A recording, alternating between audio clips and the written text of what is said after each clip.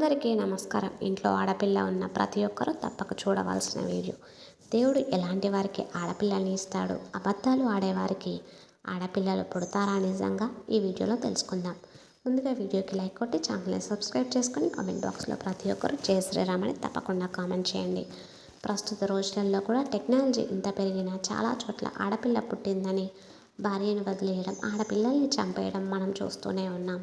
మగపిల్లవాడు పుడితే ఏదో అదృష్టమని, ఆడపిల్ల పుడితే అరిష్టమని భావించేవారు మన సమాజంలో చాలామంది ఉన్నారు. ఆడపిల్ల పుడితే అసలు ఈ ఆలోచన ఎందుకు వస్తుంది? ఇంట్లో ఆడపిల్ల పుడితే లక్ష్మీదేవి పుట్టినట్టే అని మన పెద్దవాళ్ళు చెబుతూ ఉంటారు. అది నిజమేనా? ఎందుకు ఇలా చెబుతారు? అసలు మరి ఎవరింట్లో ఆడపిల్ల పుడుతుంది అనే విషయాల గురించి మనం ఈ వీడియోలో తెలుసుకుందాం. ఎలాంటి పనులు చేయడం వల్ల వారి ఇంటికి కూతురి వల్ల సంపదలు లభిస్తాయి అని అర్జునుడు శ్రీకృష్ణుడిని అడుగుతాడు.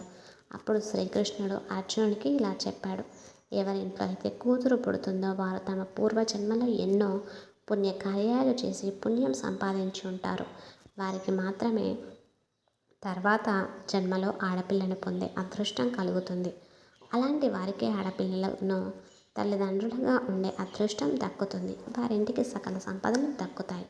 అలాగే వారి ఇంట్లో లక్ష్మీదేవి ఎప్పుడూ ఉంటుంది. ఎవరైతే కూతుర్ని పెంచగల సామర్థ్యం ఉంటుందో వారికి మాత్రమే కూతుర్ని ఆ భగవంతుడు ప్రసాదిస్తాడు అని శ్రీకృష్ణుడు అర్జునుడికి వివరిస్తాడు. సాధారణంగా మన ఇంట్లో పిల్లలు పుట్టినప్పుడు వారి పుట్టిన తేదీని, సమయాన్ని బట్టి వారి జాతకాన్ని రాయించడం చేస్తూ ఉంటాం.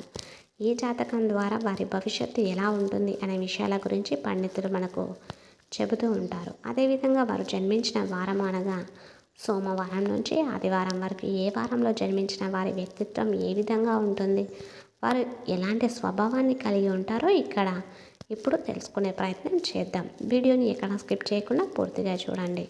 లైక్ చేయడం మాత్రం మర్చిపోకండి. ఆదివారం జన్మించిన వారు ఎంతో తెలివైన వారు. వీరికి జ్ఞాపక శక్తి కూడా ఎంతో అద్భుతంగా ఉంటుంది.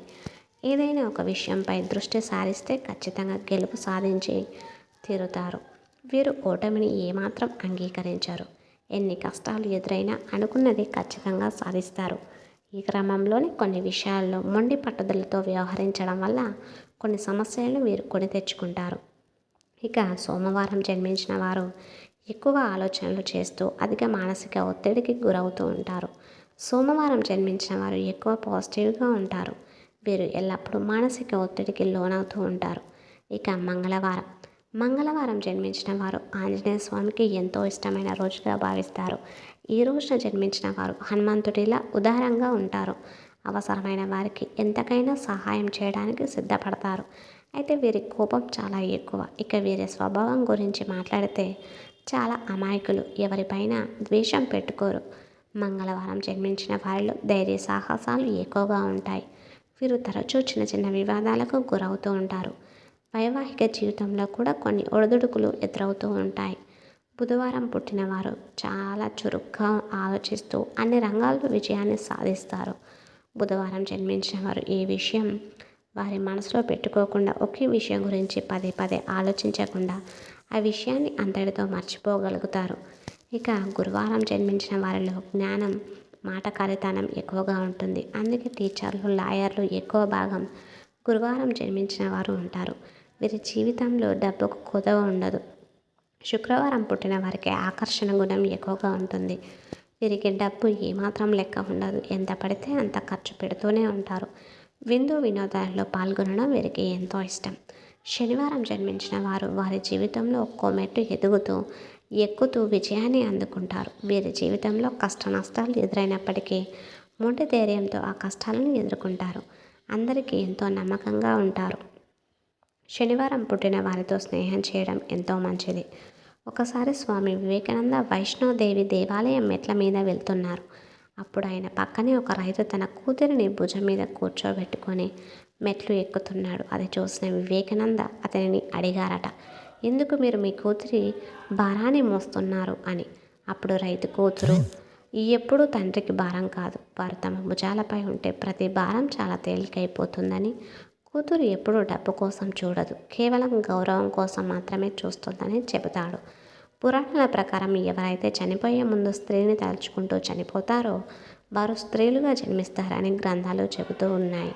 ఎవరింట్లో అయితే ఆడపిల్ల పుడుతుందో వారి ఇల్లు అదృష్టానికి నిలయమని పండితులు చెబుతూ ఉన్నారు. అబద్ధం ఆడితే ఆడపిల్లలు పుడుతుంది అని ఎందుకు అంటారు అనే విషయం గురించి ఇప్పుడు ఈ వీడియోలో తెలుసుకుందాం. ఈ సామెత పాత రోజులకు సంబంధించినది. మన దేశంలో ఆడపిల్లల పరిస్థితి మనకు తెలిసిందే.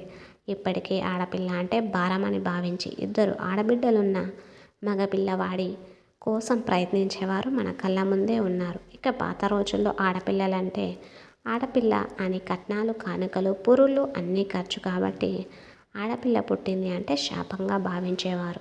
అబద్ధం ఆడడం తప్పు అంటే జనాలు వినరు కాబట్టి వారికి భయం కలిగేలా అబద్ధం చెబితే శిక్షగా ఏదో ఒక అనర్థం జరుగుతుందని భయం పుట్టిస్తే కొంతవరకైనా ఆగుతారని అబద్ధాలు ఆడితే ఆడపిల్ల పుడుతుంది అనే సామెత పుట్టేది.